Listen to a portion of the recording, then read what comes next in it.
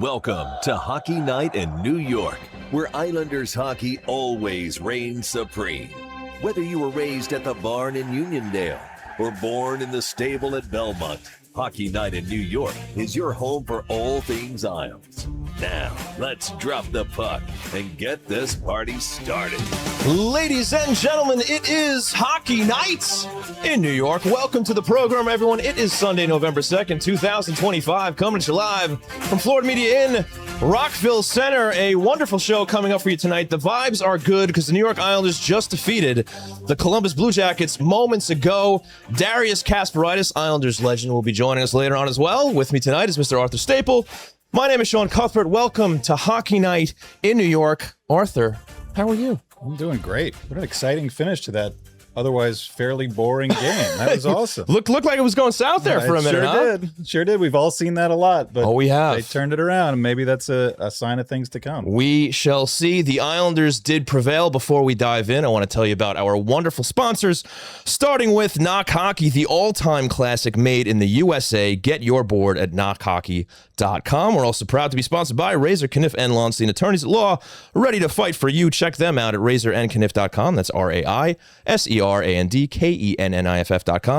for a free consultation. And if you are hanging out with us live in the chat, you want to get your questions in, type in Questions Brewing, followed by your question, and we will address them later on in the show. So, Arthur, let's start with tonight. It's fresh. Sure. 3-2 win. Yeah. Came out barnstorming in the first period. Only one goal to show for it, and I was thinking to myself, you know what, Arthur, I have seen this story before. Chance after chance, they get the power play goal from Schaefer, probably deserved more, thought it was going to come back to bite them. It essentially did. Columbus gets back into the game second period, and then they take over the game, and then you're like, man, after all that, it looks like they're going to come away empty-handed here, and then, of course, we get the late-game heroics. Yeah, that sums it up pretty well. Good night. You knew that they needed more than one goal to, and obviously Columbus is going to push back. They're a good team. They're an exceptional team at 5-on-5. They blew through a couple of power plays. That didn't really seem to give the Islanders any momentum in the second period. Then they tie it. Third period, it's kind of a little messy game, kind of not a lot happening either way. Columbus gets kind of a turnover, kind of a broken play goal, and you're thinking like, all right, shoulders are slumped. We've seen this before, like you said, many times, even with this team this year. They need to be able to come back and have some spark, and that spark is the 18-year-old kid, Matthew Schaefer. What a great play he made. Total fluky goal for the 6-on-5.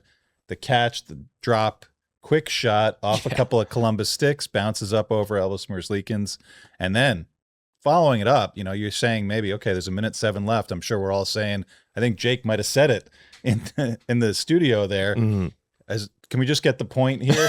Right. But instead, they put out Lee Pajot and Holmstrom. They press. They've got Columbus moving at different angles, and Simon Holmstrom pounces, and they win a game that they should have won. Right. What we felt to the first 25 or 30 minutes. Then you're thinking, okay, they're not going to win, and boom, they pull it out. They just didn't win it in the manner we had expected. They don't ask how. They just care how many points you put up on the board. This is true. So all of a sudden, we're feeling pretty good here. Islanders are back in the win column, 6-5-1 now, a winning record. You had noted before the show, a bit of a logjam there at the bottom of the East. Yeah, it's quite shocking to see. I think there's 6 teams with 14 points and 6 teams with 13 points. So good to keep pace, at least, because there's a lot of parity, a lot of mediocrity, I guess you could say right now. Everybody's kind of stuck in that middle space. The middle stretches all the way from, I think, 4th in the conference all the way down to 16th. So important 2 points. You don't want to, if they lose that one in regulation, you're the one team down there with 11 all of a sudden looking up at every other team. That's not what you want. Yeah, so they figured out a way to claw back in it. Now let's rewind a little bit further.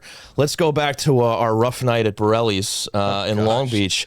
Boston Bruins, that one looked good from the start too. 2-0. They got 2 goals in the first period. They did. Didn't turn out to be enough. 3-goal second for the Bruins, and then it just the Islanders couldn't climb back in. That was a game where they were dominating, I think even more so than they were today. Right off the bat, I think they're 10-4 shots advantage through the first period. A lot of really good chances, a couple of goals. Seemed like maybe they thought they were going to cruise a little bit. Boston had, hit the skids. They'd lost 6 or 7. Right, got smoked the night before. The Bruins came out and really just made the Islanders look silly in the second period. It wasn't good, and then even worse to not see much of a pushback in the third. You kind of feeling like, okay, this is not the team that you want to see, especially coming off a couple of wins the week before, and then just falling apart a little bit at the seams there in the second and third period. Again, something that we've seen a little bit from this group the last few years. And another rough outing for Ilya Sorokin, another 4 goals against. Yeah, and you were definitely thinking, okay, I think the camera kind of caught him at that fourth Bruins goal, which was a clear-sighted shot. No screen, just beat him. It was a heck of a shot, but still beat him pretty clean, and he's just kind of staring off into the distance. Yeah. And you're thinking like, this poor, this guy, he's right. He looks a little lost right now. So you didn't know what was going to come the rest of the week, but you were probably thinking, okay, probably good that David Rittich has the net in Carolina a couple days later, because Sorokin needed a little bit of a reset. For sure. Special teams was also rough that night. Isles went 0 for 5. PK went 2 for 4. A very forgettable game for the New York Islanders. Yeah, for sure. Moving on to Thursday, a bit of drama in Islander country surfaced. Matt Barzal apparently was late for the bus. Didn't make the trip, and it appears Matthew Darsh decided that team policy here, and he's gonna sit because he didn't make the bus. And there was a little bit of controversy over that on the Twitter sphere.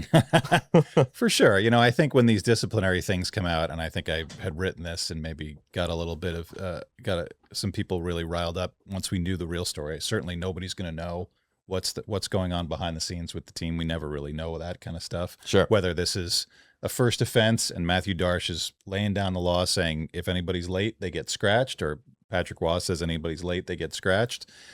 Which is obviously a new policy because they have a new GM this year. Right. Or if this is a culmination of some events that may be a little bit late, a little bit this, a little bit that.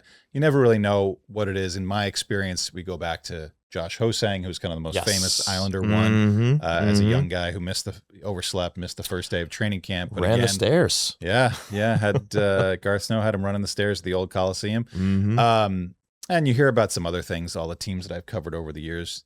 Tendency is it's not the first strike. It's usually the last straw. You usually don't go public, especially with a star player. But in this situation, it seems everyone's saying this is Matthew Darsh's policy. This is the first person to violate it. It happened to be Barzal. He owned up to it, scratched him. I think maybe seemed a little bit out of whack too when the idea that was, okay, we scratch him, but we can get Cal Ritchie down here from Bridgeport to make his NHL debut. So we thought. And he's a guy who certainly earned a place on the roster with his play in training camp. The injury at the end kind of cost him a spot, and also him being waivers exempt. Weather was bad on Thursday. Everybody certainly experienced it. He couldn't get down there, and all of a sudden you got to go 11-7 against Carolina, who always brings the heat. And that game was a mess from minute one of that game. So you're thinking like, all right, they've scratched Barzal. They made this announcement. They couldn't get Cal Ritchie there. They're playing kind of a ragtag lineup. You knew it was coming, and it didn't go well at all. So, no, it did not. That was kind of a throwaway day for everybody in Islander land. Yeah, that was an ugly hockey game. The Islanders just happened to be uglier. I mean, the ugliest of the two in that building, in the playoffs, in the regular season. Carolina just does that to you, and they certainly have the Islanders' number with the way that they play, just throwing pucks and bodies to the net. That third goal by Jordan Martinook, I feel like I've seen that one a dozen times in the last 5 years, either in Raleigh or on Long Island with Carolina, where it's all about chaos and unsettled offense, and they get it done. I don't know how you can plan to have those kinds of things happen, but they do happen, and they seem to happen to the Islanders an awful lot. And to continue some more Islander narratives, you get the first career goal from what's his name, Brady Nadeau, I think. Bradley Nadeau, yeah. And then of course Mike Riley with the shorthanded goal. Unbelievable. We ticked off everything on the bingo card. We had a first career goal. We had an ex-Islander scoring a goal against them, and we had Long Island native Brandon Bussey in net. That's right. Getting the W. Wasn't his first NHL win, but it might as well have been. Sure. Yeah, check them all off in that one game. Yeah, not a good night. So not feeling great heading into back-to-backs going to D.C., right, to play the Capitals. And you're thinking, oh, man, this looks like we're spiraling here, right? And, of course, the Islanders surprise us. Sorokin has his best game of the season, gets the win. And we're looking at, 3-1 final there with the empty netter, too. Yeah, from Barzal, who, again, I think that day kind of, shifted things. Barzal spoke in the morning in D.C., said, alarm clock, I overslept, I missed the bus. Set 4 of them probably. Yeah, he's going to have to learn going forward, but he knew that the policy going in, he accepted it, owned up to it. He's 28 years old. He's not 18 like a Josh Hosang. He's not a rookie where you need to set an example, but the GM decided this was the policy and they weren't going to change it for anybody. And Barzal said, okay, I own it. I've got to wear it. I missed the game. it sucked missing the game for him. Obviously, it was a bad game that he missed too. Yeah. So he comes out, and Cal Ritchie did make it to DC. He showed up. Cal yeah, Ritchie he's gets there. in there. Matthew Barzal moves to the wing for most of that game. Back with Bo Horvat, produces the empty net goal late in the game to seal it. And really, like you said, it was the Ilya Sorokin show in that first period. Could have been 4 or 5-0 for Washington if it wasn't for Sorokin. Holds them in, keeps it close. Stoned our old friend Anthony Beauvillier a few times with some really spectacular saves. And that, I think, even if they had lost that game in a close one, you say, okay, this is the Ilya Sorokin we know. Yes. And super important to have that game. He hadn't had it yet this year. Right. And the fact that they can walk out of there with 2 points, too, that they really steadied themselves in that second and third period, kind of the opposite of what they did in Boston a few nights before, where they don't, they get good goaltending. They fall behind, but they're in the second period, but they're able to kind of steady themselves and then get the go-ahead goal in the third and get the empty netter to seal it. Unlikely, but great to see. For sure, and a beauty of a shorthanded goal with that Holmstrom-Pajot connection. Nice little tip right in front. Gorgeous goal. Yeah, and the offside review. Saw a lot of forensic detectives on Twitter at the angle and Pajot's foot above the line. I think we can trust that the 27 high-def TVs that they have in the Situation Room, they probably got that one right. But a big goal, and who knows if they take that one off the board, which way that game goes. But yeah, it was that connection. 3 shorthanded goals for the Islanders now. I think they're tied for the league lead. Turning that penalty kill, which was such a disaster last year, into something positive. Yeah, absolutely. And real quick before we break for Darius, just what do you think of Ritchie so far in his 2 games? Really solid. I kind of the same what I thought of him in training camp, that this is a guy who is going to be an NHL player. He may not be a top 6 guy, but he does a lot of little things right. He's a very strong kid mentally. And I think he can handle himself in that second or third line role. Maybe he's more suited on a deeper team for the third line, but you kind of have your needs and your situation. Matthew Barzal is just more effective on the wing with Bo Horvat. And I think putting Ritchie with veterans like Drouin and Kyle Palmieri, you've got a capable second line. I don't know that they're going to drive a ton of play, and maybe you're going to switch some things around, but this is good for now, and produced 2 wins since he's been here. So however it gets done, this is what you want. No doubt about it. Now, do you think he's here to stay? I think he's here to stay for the time being. Being waiver exempt, they can send him down whenever they want. Right. When Max Shabanov is back healthy, they have a decision to make as far as where he slots back in. So maybe things will change. Maybe Ritchie will hit a little bit of a wall after a few games, and we'll need to see him kind of, recharge in the minors. But you have the options, and I think the option right now of having him here and having him in that 2C spot is really helping. And really, when you say 2C, I think the Lee Pajot Holmstrom line is getting more 5-on-5 minutes than that Ritchie line, and obviously Drouin and Palmieri get power play time. So you really, you're not saying like, okay, they're the number 2 line. They always come out after Horvat's line. Right. Obviously, you can adjust because the Pajot line is going so well lately. Right. That this is going to work out just fine. And great to see him getting a couple of games. Hopefully he does stick and adds to that depth so that Barzal can play on Horvat's wing. But we got a break because Darius Kasparaitis is joining us. So thank you so much for tuning in to Hockey Night in New York. We'll be right back. Game Knock Hockey from when we were kids. It's an absolute legendary game that they stopped making a couple years ago. However, it's back, baby. You can go to knockhockey.com, that's N-O-K hockey.com, and get it for your kids or your nieces and nephews or some random neighborhood kid, because they're all going to need it, because otherwise they're going to be playing video games for the next 6 months. And if you don't have kids, get it for yourself, or better yet, your girlfriend.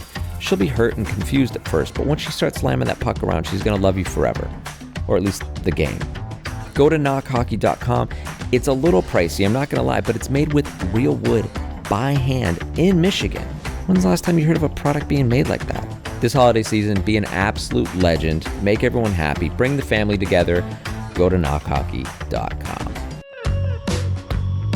Attention all artists, storytellers, and creators of all kinds. It's time to make your content stand out above the rest. And Floored Media is the place to make your visions become a reality.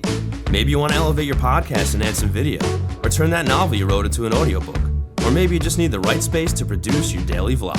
Whether you're a seasoned veteran or just starting out, Floored Media has the professional facilities, exceptional staff, and intimate atmosphere to breathe life into your creative passions at every step of the process. Hope you enjoyed the ads. Now let's get back to Hockey Night in New York. That's right, ladies and gentlemen. Welcome back to Hockey Night in New York. It is time for On the Line, presented by Razor, Kniff, and Lonstein, ready to fight for you. And joining us right now, Islanders legend, gold, silver, and bronze medalist in the Olympics, Mr. Darius Kasparaitis joins us. Darius, how are you? I'm actually good. I'm actually lost my first hockey tooth-related injury. After 20 years of playing hockey, I got it. Get out of here. Well, it's good to hear you're still on the ice. I'm going to speak funny now because I cannot say F. That's perfect. Love it, Darius. So it's great to hear you're still skating. Speaking of the Olympics, the NHL players are going back. You obviously had a great Olympic career yourself. Maybe you can just talk a little about the difference between playing best on best in the Olympics versus playing in the NHL. Oh, yeah, I know. It's very exciting to make a national team and you go represent, especially games like Olympic Games, because it's only some players have one lifetime opportunity to do that. I had a chance to play 4 times. We never in a million years dream about that, to play even once. I did it 4 times. But it's a totally different competition. It's very short, and it's basically whoever team gets the hottest first, they usually wins. Darius, good to see you, my friend. Tell me a little bit about what it's like to be a young guy as a rookie on Long Island. Back in the 92-93 season, you were 20 years old when you came here. It was a lot of veterans. It was an incredible season, obviously, where you guys went to the conference final and upset the Penguins in that second round. Matthew Schaefer is here now, the number 1 overall pick. He's really wowing everybody at 18 years old, had a couple more goals tonight. What is that experience like? And if you've been watching Matthew Schaefer, what do you think of this kid, seeing him on the ice? Well, I didn't see many games. I saw a couple, and I feel it's a very like a great talent, And being on Long Island as a rookie, it was an unbelievable experience because people are very blue collar fans and they appreciate it, So the kid can be a legend, as long as he doesn't get traded to Rangers. So, but I had the best years. My 92 season was probably the most memorable. Like for me, it was the best year in NHL because I came as a young kid from Russia, Soviet Union. I had no idea what to expect, and I had great teammates. I can name all my teammates from my first year in the league. They took me into the team. They showed me a lot of good things. They taught me how to drink, underage drinking too. But anyways, I had a great experience. I think he has probably the same experience with playing in Long Island. Especially with the fan base. I think they really love him. Well, Darius, speaking of getting traded to the Rangers, you did get to experience both sides of the rivalry. Maybe you can just talk a little bit about that. Tell us about flipping from the Islanders over to the Rangers. Well, first of all, when I played for the Islanders, I thought I'm gonna play for the rest of my life there. I love playing on Long Island. People love me there, and I was very shocked when I got traded to Pittsburgh. I would never, in a million years before that, even thought about it getting traded. So what happened when I signed with the Rangers? It was kind of weird, but it's totally 2 different cultures. You're playing in a garden. And I feel like when you play for the Rangers, they all want every team you play, they hate Rangers, So every game you play, it's like, not playoffs game, but, people don't really like the New York team, not like when I was playing for the Islanders, it was a little bit different, So I think Rangers have more, haters than the Islanders do. Darius, we were just talking about the Islanders went through a little bit of a disciplinary issue. Matthew Barzal, one of their star players, was scratched for being late to the team bus down in Raleigh on Thursday. When you played for Al Arbor when you first came up, a guy who had done that with Dennis Potvin way back in the Islanders' history. What was it like? You played for him. You played for Kevin Constantine, who I know was kind of a bit of a hard ass coach. You played on in New York for Ronnie Lowe and Tom Rennie. Throughout your career, when these situations arose, and you don't have to name names with any of your teammates, but these disciplinary things, everybody handles them differently. What was it like when you think back 20, 30 years ago in the league? Did you ever think that a coach or a GM would take an action like that to publicly scratch a guy just for being late? Maybe it's different now, but when I play, it was normal. If you not behave off ice, usually you get scratched. And I got scratched with Al Arbor my second year of the league. I remember I got scratched in Florida, and that was probably it was the happiest ever. I didn't play against Florida Panthers, so me and Scarlett Chance went to the beach and enjoyed a beautiful day. But otherwise, I had issues, and I think any player who plays on a high level, they should respect team rules. And I think I like that when the coaches stand up and put team first in perspective, the way other guys can follow the rules. Because when you're young, I wish I knew more things when I was younger. You always feel like it's the coach is always against you. They want to punish you, they don't like you. But now I realize they just want to be a better player. First of all, they also have result based jobs, and they try to build a team. And sometimes when you're young or in the mid-20s, you always feel like it's all about you, and it takes time. And hopefully Barzal is gonna take this with respect and not to make a big deal. The best thing is not to make a big deal. For sure. So, Darius, last season, you got to train with Alex Ovechkin during the Four Nations face-off. Maybe you could just talk a little bit about your relationship with him and what it was like for you to see him break the goal-scoring record and, of course, against the Islanders. Well, I was hoping he was going to score his 900 against the Islanders. I thought it was coming, we all thought it was coming, for sure. But, Alex is a beast. When I train with him, and I know him since the 2006 Olympics. That was his first year playing for in the Olympics. That's how I met him. And he's a very happy-go-lucky guy. He reminds me of me when I was younger, but he's not young now. But he has a good sense of humor. It's fun to be around. But the size of that guy, when I looked at him now, and I was like, oh my God, I can't believe I play against guys like that. I even looking at him at the gym, I felt pain, hitting him. So, he's not in his best shape, I guess, when he was younger, but he still, did what he did. He broke the record. I was very shocked that he did it last year. But Alex is a great competitor, and I think that's why he's very liked around the league, because he's not really snobby or like has his privacy. He's just open. He does things openly, and he's not hiding himself from the spotlight or having a secret life or something like other players do. Darius, you have a connection to the current Islanders team too. You played a few games in Colorado with Patrick Waugh back in 2001, 2002 when you were traded from Pittsburgh. Did you ever think you'd see a Hall of Famer in Patrick Waugh, one of the most fiery competitors as a goalie and a player, probably in NHL history, behind the bench, looking very subdued, his gray beard, all that stuff? Did you see him becoming a coach, and what was it like being his teammate for that short period of time? Oh, experience playing with Patrick on the same team was awesome. You coming to the team, and you play with with the legends like him or Joe Sakic, Rob Blake. Same thing when I went to Pittsburgh to play with Lemieux or Francis Jagger. He was a very competitive player. I remember when we lost the Game 7 to Detroit Red Wings, and we were down 5-0 after the first period. I remember Patrick Roy came up to me after the game and said, "I'm sorry, Kasper, I had no energy to do anything." Because I think the teammates always want the new guy on the team win a cup. And I think we had a great chance to win a cup with that team. But we lost 2 games in a row, and we are the playoffs. But Patrick was when I saw him coach Colorado Avalanche, I think he was surprisingly he did well, and I think he's a great coach for the Islanders because he has a character, and I think sometimes players need a guy like that.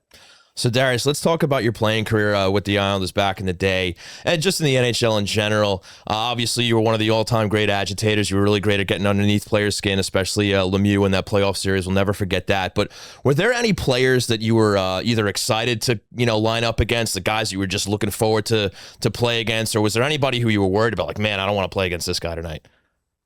Well, when I play, my first year, I love playing at the Rangers, because I used to love going against Messier because he would go crazy and try to chase me around. And I think in one game against the Rangers, I think he took 6 penalties on me. and I don't know. I always I had this attitude, like playing, Maple Leafs. I remember in Wendell Clark, and I remember Mick Wukoda telling me we're up like 5-2 in the third period. And Mick Wukoda telling me, do not hit Wendell Clark, please. Just whatever you do not hit him. And the next shift I come out and I hit him, and huge fights breaks out. People start fighting. And Mick was screaming on the bench, like, you idiot, I told him not to do that. So I don't know. I just love playing this style. When I came to New York, Long Island, I realized that people appreciate the style that I play, and because playing in Russia, before the Islanders, it was all about finesse and moving the puck and not dump and chase. But when I came to Long Island, I always play physical game, but I didn't consider myself as a physical defenseman until I came to New York and I started hitting people and people started loving it. I realized, wow, this is cool, and I think that's why my first 2 years were most of my hitting highlights, because people didn't know who I was. Now, that series against the Penguins is obviously one of the most memorable ones from 1993 in Islander history. Outside of the dynasty, maybe the greatest series that they've ever had. And like you said, you annoyed Mario Lemieux to no end. Incredible highlights that we can still go back and watch. Then a couple of years later, you get traded and become Mario Lemieux's teammate. What is that like? And again, you annoyed Mark Messier. You were his teammate a few years later. Is there like a period where you just have to kind of walk into the room with it's Mario Lemieux, Mark Messier, two of the greatest players of all time, and say, yeah, sorry about that, my bad. Like we're all good now. What was that like to make that transition? Well, first of all, when Mike Milbury called me that night when I got traded, I told him he was joking. I said, you're not serious trading me to Pittsburgh, because I remember Pittsburgh, every time I played in Pittsburgh after the '92 series, they hated me. So just the one team I would never expect myself to play was Pittsburgh Penguins. And I remember I'm going into the locker room and all the guys like, oh, look at this idiot. He's here now. So we have to wear, I remember Jagger was saying, we have to wear shoulder pads now and helmets in practice because he's going to probably start hitting us. But what's the funny story about Mario, he told me, when I did that to him, he says, I because I had a good relationship with Mario, and I still do a lot of Mario camps in Pittsburgh, fantasy camps. So one time at the table, we talked about that series, and he goes, you know what, that I had a chemo treatment. I just came out of a cancer treatment. You're such an idiot chasing me around, and tried to abuse me, basically said that, was weak. And I didn't really know. I knew at the time, that he went through a lot of things with his health. But, I played the game that way. And, of course, I feel bad now because I'm older. But at that time, it was fun. Well, Darius, absolute pleasure having you on the show tonight. Thank you so much for joining us. And I hope to have you on again soon. Thank you so much. Next time, I promise they're going to have a tooth. Outstanding. Good, Kasper. Good job. All right, folks, that was the great Darius Kasparaitis, former New York Islander, a legend around these parts on Long Island. All right, folks, that will do it for On the Line, presented by Razor, Kniff, and Lonstein, ready to fight when your good name is on the line. Now we're going to go to break, and we're coming back with What's on Tap. When in need of representation, it's not always easy to know where to turn. But whether you've been accused of a crime or need to go to court, Razor, Kniff, and Lonstein, attorneys at law, have you covered with over 100 years of combined experience.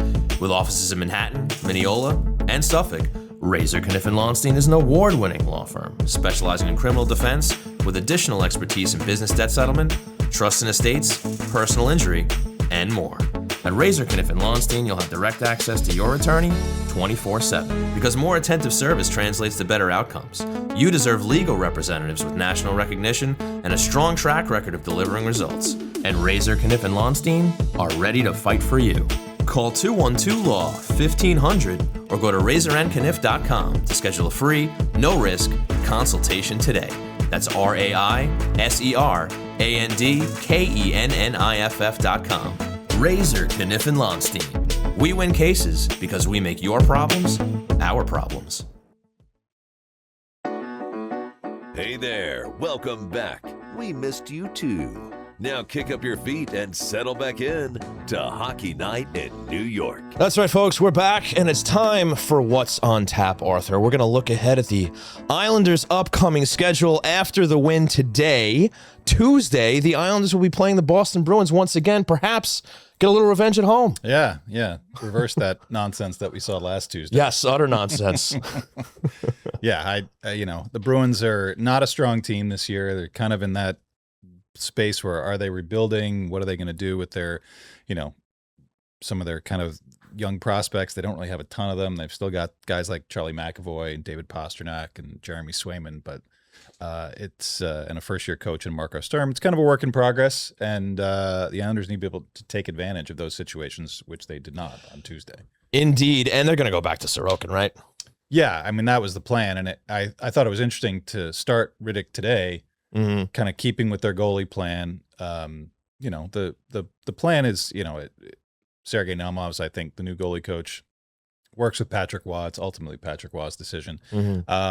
But you stick, the modern NHL, you don't really go with the hot hand. You got to maybe later in the year, that's a plan. But for now, they stuck with their plan. I thought maybe they'd change it a little bit if they want, coming off the game that Sorokin had. But obviously, they have a lot of games next week, another back-to-back at next weekend. So I think it was wise to do. And clearly, Riddick also played well enough today. So you got two goalies playing well. Yeah, it worked out. And now we move on to Friday. The Islanders get a few days off. Friday, Minnesota comes to town.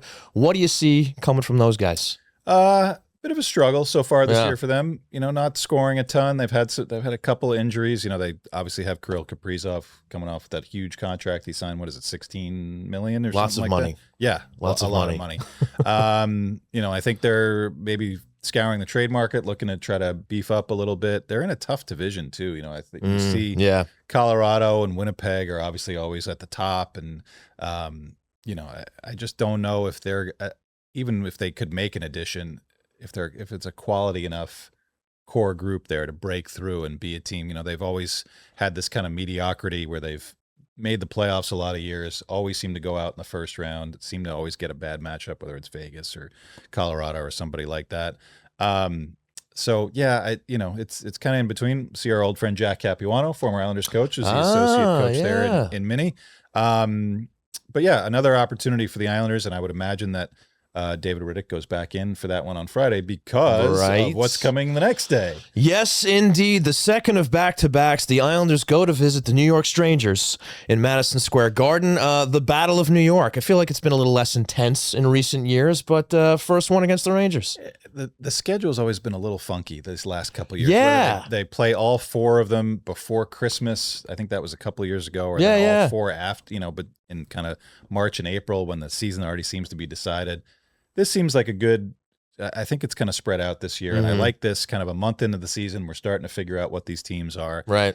It'll be a little different. These games are always kind of funky too. That especially at the Garden, you can think back to is a million games where the Islanders were struggling coming in, not a playoff team. The Rangers in the mid-2010s were riding high and always going to the conference final or even the Stanley Cup final. And the Islanders would come in and win 6-4, score 5 third-period goals or something. We can think the one that I always go back to way back is the Richard Park 3-on-5 goal in the Garden. Okay. That was a classic. I think there was the Victor Kozlov went off. Oh, yeah. Way back when at the Garden.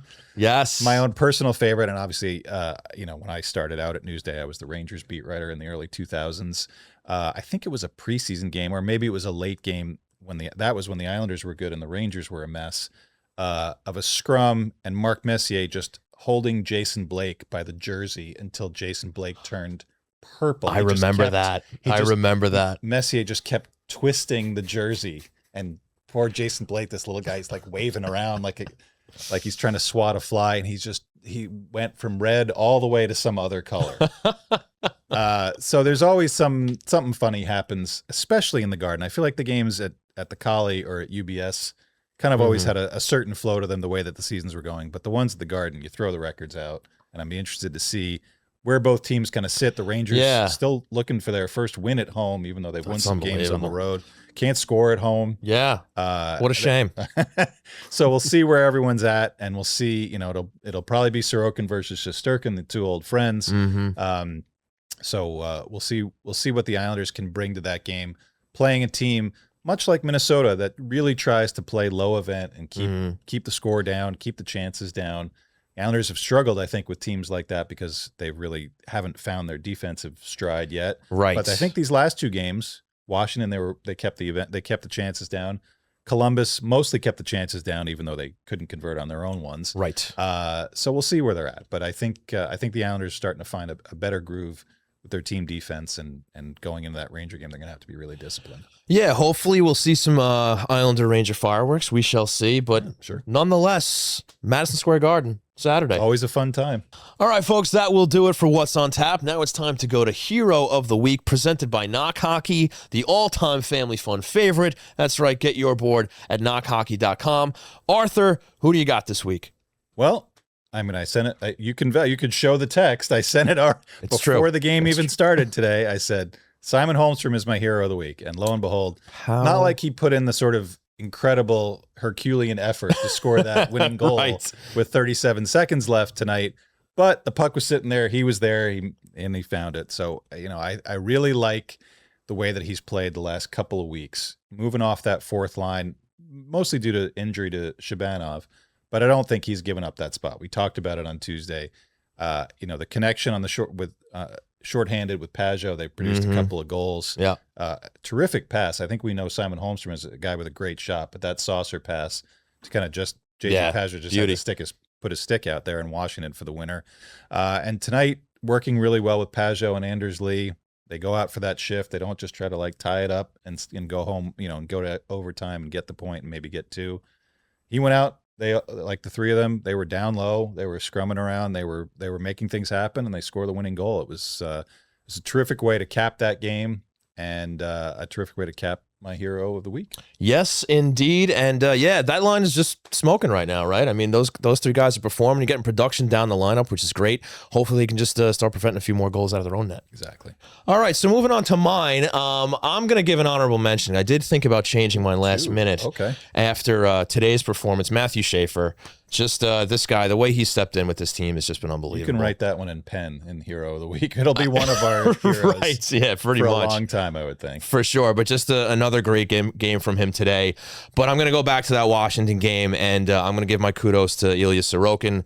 Like you said, this is a game the team needed out of him, and we finally got it. Now let's see if he can build off of that, right? So hopefully we get a little more of that Ilya Sorokin going. So I'm giving him a little credit here, hopefully to get the vibes going for him. Hero of the Week for Ilya Sorokin. That's my guy. Okay, good. All right, folks, that will do it for Hero of the Week, presented by Knock Hockey. That's right, the holidays are coming. Get your board at knockhockey.com. And Arthur, it's November. The holidays are around the corner. Yeah, Knock Hockey boards for everybody. I think my girls might actually like having one of those in our house too. There we go. And now we're going to take a little trip to the Snake Den. Welcome to the Snake Den with Jake the Snake Redonis. Jake the Snake Redonis, welcome. Thanks for joining us, buddy. How you doing, pal? Got to the studio, and that's what we got to see. I mean, come on. I'll take it. Yes, indeed. So what do you got for us tonight? First, I want to start with our trivia question that I asked in the chat earlier. So with Darius Kasparaitis being on the show, I asked, which team did he score his first career goal against? Was it the Kings, the Rangers, the Oilers, or the Whalers? Oh boy, Whalers. Kings, Rangers, Oilers, or Whalers? I'd love to say the Rangers, but I'm just going to throw out a guess. I have no idea. I'm going to say the Whalers. So it was actually, do you want to guess, Arthur? I'll guess the Kings. It was the Kings, yes. Look at you. And that Nice was back job. It's in 1 out of 3. I know you. So, total luck. back in October of 1992. He scored his first career goal, and it was on Kelly Rudy. All right. Yeah, Okay. Another Islander tie. Sure. Yes, Okay, yes. nice. But today I thought we'd go around the boards. Let's go around the boards. And I thought it would be good to talk about the Metro Division here. Sure, let's do it. We'll start right at the top with the Devils. Mhm. This Devils team honestly looks like a contender this year. Obviously, a lot of that has to do with Jack Hughes and Jack Hughes being healthy. He's healthy and he's on fire right now. And then you got Jesper Bratt. He's also just awesome on fire. That's definitely a team to watch going down the line. I don't think the Islanders have a chance to even get remotely close to catching them anywhere in the standings. Wow, that's some negativity from you, Jake. Unbelievable. But so Devils top of the Metro, and then next, the surprise of the year to start the year is the Penguins looking like they're... what's going on? It looks like it's like 2010 to 2015. Crosby and Malkin. Malkin, I think he's third in the league in points. Wow. I'm getting Malkin. He's almost 40 now, and he's doing this. Crosby's second in goals in the league. So it really just feels like we're in a time warp right now with the Penguins, who are projected not really to do anything. I don't think they're going to wind up hanging out in a playoff spot for the rest of the year. I think they caught some lightning in a bottle, but I don't like the Penguins, but it is cool to see. It is cool to see those guys being able to perform at such a high level later in their Shout careers. out to Dan Muse, Rangers assistant last couple of years. Guy who a lot of guys on the Rangers that I would talk to say like that guy's going to be a head coach someday. I don't know if everybody knew it was going to be this year and whether they would be off to this kind of start, but he is a pro. He's coached he coached at the U.S. National Development Program. A lot of kids that were drafted out of that program in the last couple of years. A lot of people really like him, and I think the Penguins are really benefiting from little rejuvenation. They've got an incredible weird mix. They've got a couple of rookies who you didn't think would even make the team. A kid, Ben Kindle, who was drafted late in the first round, who's played pretty well. And then, Sid is a machine. Just incredible to watch him still be effective at this age. He still does the same things too, where he's just batting pucks in at the side of the net. He's stronger than everybody else at his age. You hate to see it, but you do hate to see it. You have to tip your cap. You do. Well, do you agree with Jake that this looks like more of a flash in the pan than something that's going to last? I don't know. I mean, we were talking about the parity in the league and obviously in the division. You see some teams, Philly, Columbus, maybe even the Islanders that are in a spot right now in terms of just being barely above 500 that maybe people thought they wouldn't start off quite that well. Carolina's lost a few games. Washington's really come back to earth. Rangers haven't really found their groove yet. If nobody gets out in front, you bank those points early. It can mean a lot. For sure. Yeah. What else you got, Jake? Then after that, you got the Canes, who they're probably they're going to be in the mix. They always get themselves in the mix. They're a deep team. You hate it. That's the one you really hate to see. I mean, hate that that's too. what you hate to see. They've just the way that they've perfected what they do is so admirable and frustrating. Annoying. It is. It is annoying. Those are definitely the most frustrating Islander games to watch by far. And it's the Islanders' kryptonite. They just really can't is. figure it out. They can never seem to. It is, and they have Aho, who's been a gamer for years now. Seth Jarvis, great player. They need to bring back the Southeast Division so they can just toss Carolina back down there. They do. Seth Jarvis, who was just getting beaten up that entire game against the Islanders, somehow avoided injury, which good for him, not good for the division. They just plug guys in where you're just like, Sean Walker they got, who's been really effective there. Shane Gostisbehere, I know, who's been hurt. Keandre Miller, who's been hurt. I mean, and they're also off to the start without Jacob Slavin, who always kills the Islanders. I'm amazed that they could do as well as they did without Jacob Slavin scoring some goal from like the boards or the goal line or whatever. I feel like I've seen that goal a lot. Also annoying. Exactly. Also annoying. Great human being, Jacob Slavin. Right, he's fine. Yeah. Then you got the Jackets, who we just saw tonight. They were riding a 4-game win streak going into that game. So nice to see the Islanders break that up. They have a little bit of a goalie controversy going on right now, where kid Jet Greaves coming up, who might be knocking on the door of taking Merzlinken's job. We saw Merzlinken's get, I'd say, not too happy at the end of that game there, giving up that goal. A very unsuccessful attempt at shattering the stick. Should have held on to that Anders Lee shot, buddy. Then you're not breaking your stick over the Such a shame. They're another team that I think is going to kind of hang out in that murky middle where the Islanders probably do wind up too. After that, you got the Rangers, which is a team that just feels like they're just trying to find their identity this year. There's been a lot of shift in that team. Guys not being there that were there for years, like Chris Kreider. Well, basically sending your whole team to the Anaheim Ducks definitely confuses things. Right. They still haven't won at home, which you guys mentioned before. So hopefully they don't, and the Islanders beat them. I think you want them to break that streak before the Islanders get there. For sure. That feels like much like Bradley Nadeau scoring his first NHL goal. I feel like if a team is looking for their first win of any kind, home, season, and the Islanders come calling, that's probably when it's going to happen. They did pass that test versus the Sharks, though. That's true. Yes, they did. So barely. Maybe correct. Barely. Yes. Absolutely. But they did. Okay. Fair. So perhaps they can keep that going. Exactly. Then you got the Flyers, who they're in kind of a transitional phase, still kind of on a rebuild here. Obviously, new coach in there. Then you got Trevor Zegers, who just refound his hockey game, which is honestly cool to see. I've always been a fan of Zegers. Don't like that he's a Flyer now, but Sure. he's really off to a hot start, benefiting from that system. They're another team like the Blue Jackets, who I don't think they're going to do anything this year. After that, you got the Capitals, who don't look like the same team that they were last year. They're a very well coached team, so I could see them definitely making a little bit of noise. I don't think they're really going anywhere too far. They're tied with the Islanders in points. Also, with this part of the season where it's still early, and you look at stats, and Tom Wilson's a point per game right now. That probably won't happen. But yeah, so that's what's going on in the Metro.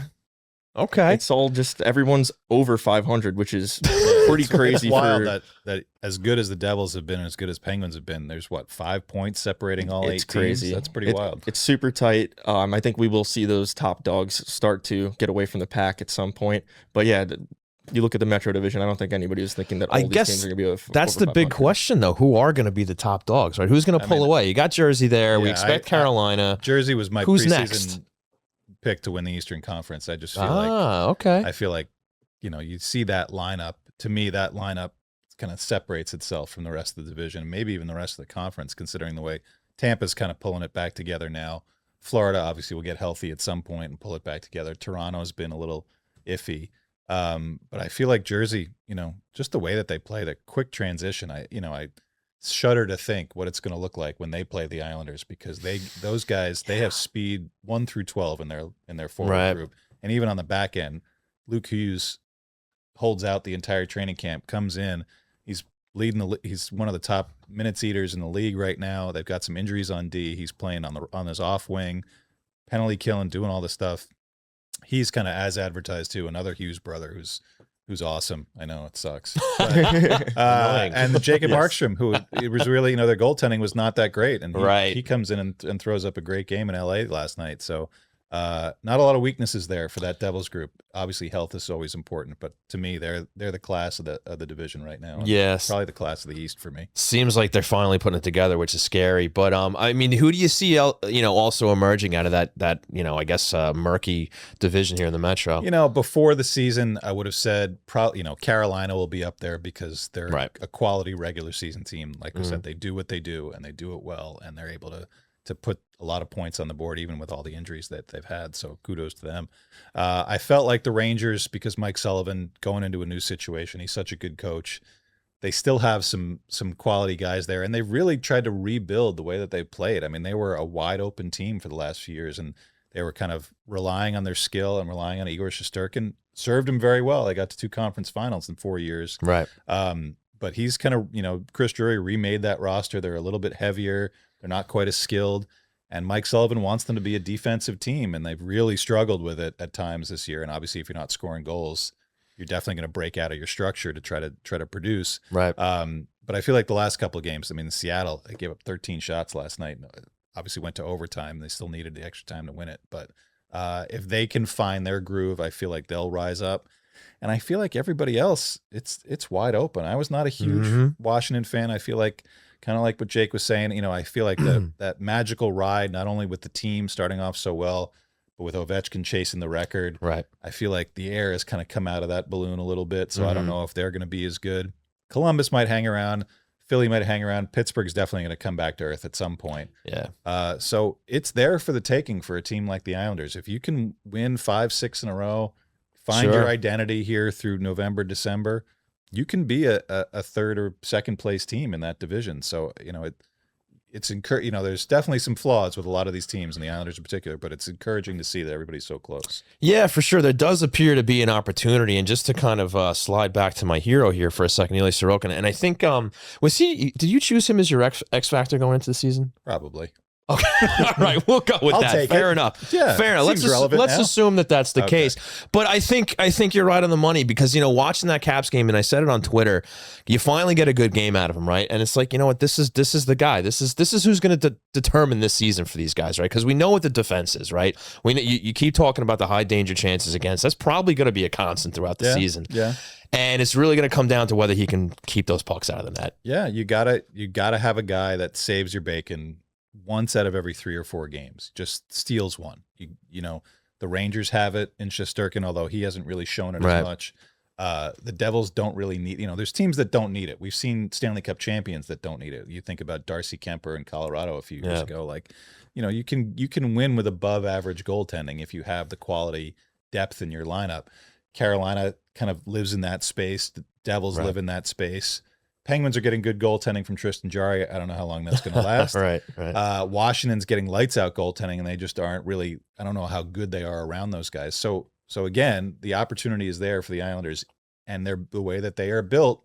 They are built to have Ilya Sorokin, their number one goalie, their star, one of their highest paid guys, steal games. He did it on Friday. Right. Keep doing it. Yes, and it appears so far they have the goal scoring. So if they can keep that up and he can rediscover his game, we might just see some meaningful games in March and maybe April as well. Knock on that wood. That's right. So, Jake, great stuff, buddy. Thank you. Thanks for taking us to the Snake Den. That will do it. Now, I'm going to tell all of you folks about Isles Fix. Islanders country. That's right. Get your daily fix of Isles news, highlights, and analysis by subscribing to Isles Fix, the Monday through Friday Islanders newsletter sent directly to your inbox. Sign up for free or become a paid subscriber for added benefits at islesfix.substack.com. And now we're going to take it to you, folks. It's time for Questions Brewing. It's time for Questions Brewing. So go ahead. Ask us a question. Ed. Yeah. Welcome, bud. How you doing, man? How's things going over there? Well, we're either thinking hard out there or hardly thinking. Okay, fair enough. Except for Jonathan Doe, who has our only question for the night. One question. The best question of all time. Wow. Yeah. Whew. All right, let's hear it. Jonathan Doe asks, what's the market value for Siplikov? Okay. Low. Siblokov. Okay. It's low. Agreed. I feel like, I've been doing this so long. We always get these kind of questions when a guy is struggling and he's not producing for your team. In this case, Siplikov, not really getting an opportunity, scratched tonight. So now, okay, let's jettison him. But if he's not playing well and he's not getting minutes and he's not even playing tonight, nobody's calling and saying like, I'll give you a second round pick for this. Right. They're not offering you anything that you'd really want for him. So you can't really spin that into gold when he's not even really a part of the team. And clearly he's in the doghouse. I don't think Patrick Waugh is a fan right now. So I'm curious to see how that develops when Shabanov comes back and gets healthy, even though he's missed a few games. Right. They'll have a logjam. I feel like Siplikov is a guy who's got a reasonable contract, so maybe he is movable. Maybe there's another team that wanted to sign him that still feels like they can, when he was a free agent, maybe they'll say, okay, we missed out on him here, but I still feel like he can produce for us. You're not going to get a lot back, but at least you can kind of loosen the logjam. I wouldn't get rid of him. I think we've seen some guys. Anthony Duclair has kind of disappeared a little bit because some other guys have emerged, and I think the arrival of Cal Ritchie he's been the guy that's been pushed down the lineup. So you've got a couple guys on that fourth line or in and out of the lineup that you're like, do they have a space here going forward? I don't think you can make a trade to get anything back for Anthony Duclair or even trade him at all at this point. Right. So yeah, you want to think that there's a good market for a guy like Siplikov, but I think you need to see him get in some games and kind of show what he can do. If he's not Patrick Waugh's kind of guy, then I feel like Matthew Darche should look to move him.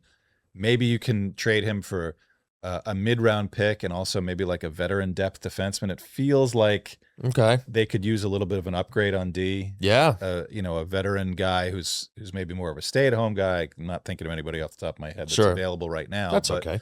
I'm sure San Jose will have some guys that you might look to that'll be an upgrade over an Adam Boquist or even a Tony DeAngelo at this point. So yeah, the wheels should start turning at some point, but I'm curious to see where it goes with Siplikov if he can't get back in the lineup. Well, speaking of that part of the lineup, what have you thought of McLean so far? I mean, I like his moxie. We've always liked that. That's kind of what got him to the NHL as an undrafted free agent.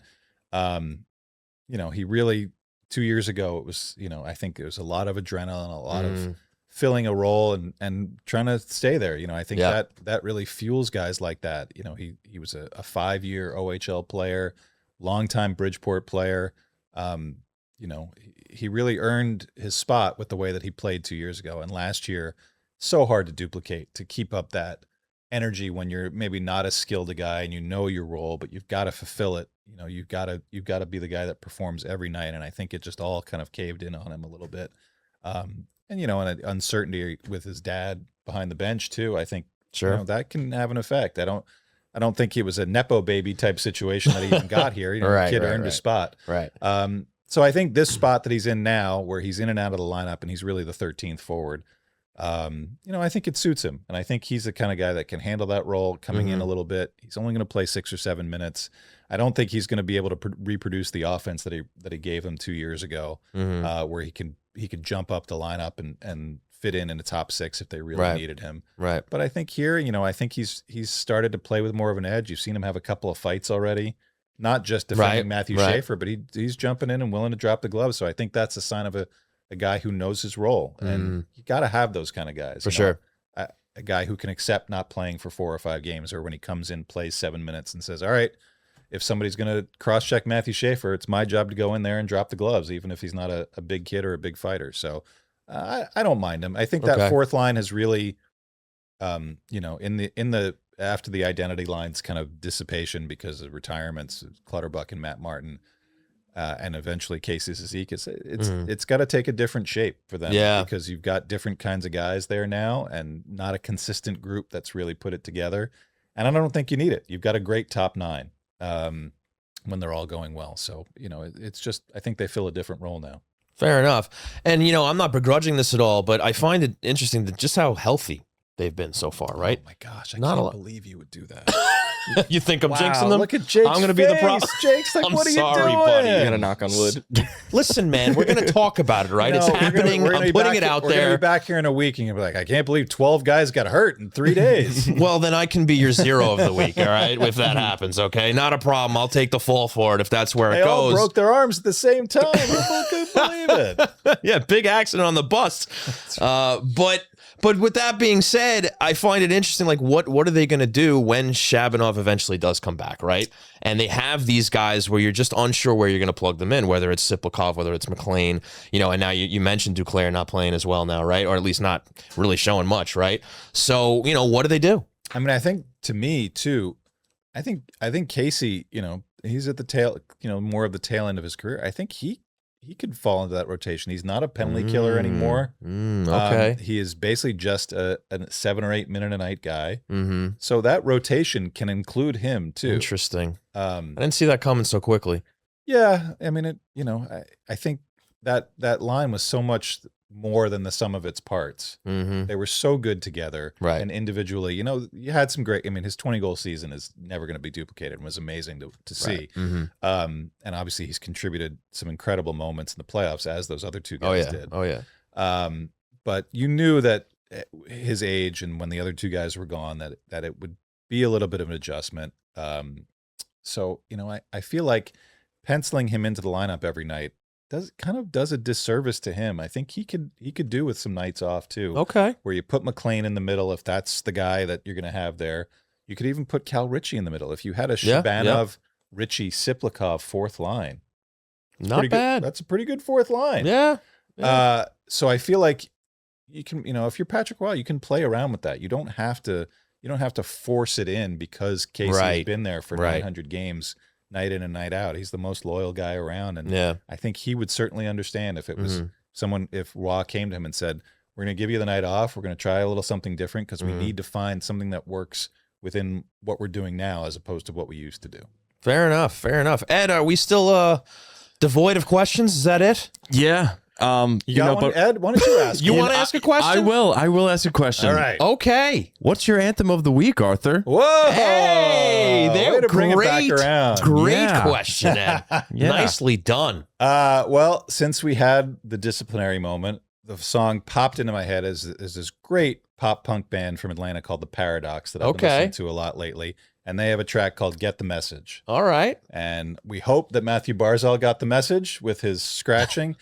It was a very hot topic, like I said, on Twitter, online, people discussing whether it was worth it, whether you do that with a guy like of his stature, whether you do it at all with anybody publicly, and what it says maybe about the Lou Lamoriello era, did they have any of these issues? I mean, Lou is the ultimate disciplinarian according to the world with the haircuts and no facial hair and all that stuff. Right. So we never really know what the real story is with some of these things. But to go public with it, it's a very definite choice with a guy like Barzal. You wonder if he's going to go back to Slapshot. He's going to pull the Denny Lemieux or he'd trade me right effing now, call his agent, right, get all hot about it. But everybody seems to be handling it. They've won 2 games since it happened, so maybe the team will come together and rally around it. But yeah, we're all going to look back at the. You want to be able to get the message, so that was my track this week. Okay, love it. Gonna have to check that out. I'm not familiar with it. I'm broadening your horizons. I love this. I love this, and hopefully everybody else is. Yeah, Jake put the playlist together. You can check that out now. We'll have that during the week when he puts the social stuff out there. You get to check out the playlist and listen along with Arthur's anthem. I like it. There you go. So Ed, I'm going to ask you a question. Since we're done here, did you get dressed up for Halloween? I did. Did you? Yeah. What'd you do? I was Ned Flanders. Oh, I can see that. Yeah. I actually wore this sweater, and it kind of just rolled into Movember, so I just didn't shave the mustache. That's outstanding. Now, did anybody join you in the Simpsons theme? Yeah, Sydney was Maude.